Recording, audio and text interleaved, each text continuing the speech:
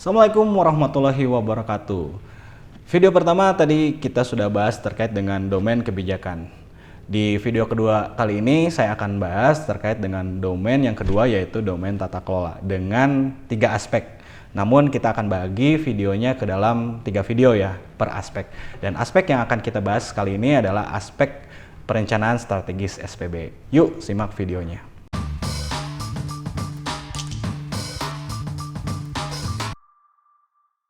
Di aspek perencanaan strategis SPBE ada 4 indikator. Yang pertama adalah implementasi dari arsitektur SPBE Kota Bandung.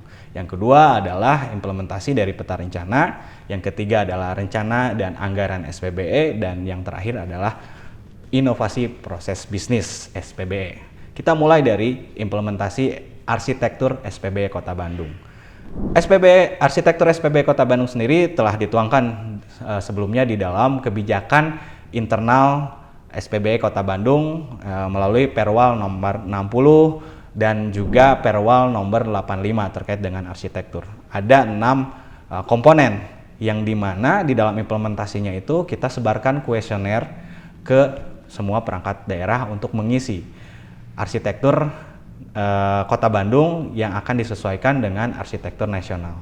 Dan terakhir kita sudah mengupload melalui sistem aplikasi Abaskus yang disediakan oleh Kemenpan RB terkait dengan arsitektur nasional yang sudah kita input arsitektur dari pemerintah Kota Bandung. Yang kedua adalah terkait dengan peta rencana. Arah dan langkah peta rencana ini sudah kita tuangkan selama 5 tahun dari mulai 2021 sampai 2025. Pemerintah daerah Kota Bandung telah menjabarkan melalui tadi ada tata kelolanya seperti apa, manajemennya seperti apa, auditnya juga seperti apa dalam peta rencana tersebut. Dan kita juga sudah menyebarkan ke perangkat daerah untuk mengisi arah dan langkah-langkah apa saja yang mereka lakukan terkait dengan apa yang kita laksanakan di sistem pemerintah berbasis elektronik di Kota Bandung. Dan tentunya peta rencana ini harus disusun berdasarkan historical data-data yang sudah muncul di Kota Bandung terkait dengan implementasi 3 tahun sebelumnya. Jadi kita bisa melihat perencanaan dan implementasi yang sudah kita lakukan di 3 tahun terakhir. Dan kita bisa memetakan tren ke 5 tahun ke depan seperti apa, baik dari sisi perencanaan maupun dari sisi anggaran. Karena anggaran SPBE Kota Bandung ini kita harus hitung dari semua OPD yang menginput itu harus kita rekomendasikan, kita verifikasi dan kita validasi dari sisi sistem maupun dari sisi pengajuan anggarannya. Dari rencana strategis dan anggaran, biasanya Bapak Ibu di OPD itu melakukan asistensi dengan Bapelitbang ataupun BPKA terkait dengan pengajuan anggaran. Dan itu harus diverifikasi oleh tim di Diskominfo dan nanti akan disahkan melalui berita acara terkait dengan anggaran SPBE Kota Bandung.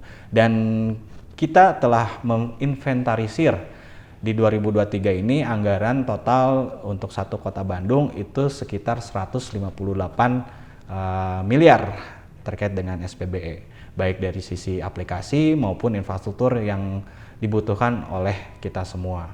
Dan 2022 hampir sama, itu ada 160-an miliar ya yang kita keluarkan untuk kebutuhan SPBE di Kota Bandung. Dan ini harus kita petakan sampai 5 tahun ke depan karena keterkaitan dengan efisiensi dan efektivitas anggaran yang kita keluarkan.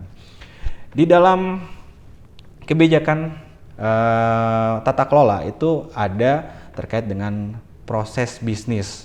Di peta probis ini kita harus mengacu pada Permenpan RB nomor 19 tahun 2018 di mana mencakup ada peta probis, ada peta relasi dan cross function map sesuai dengan Permenpan.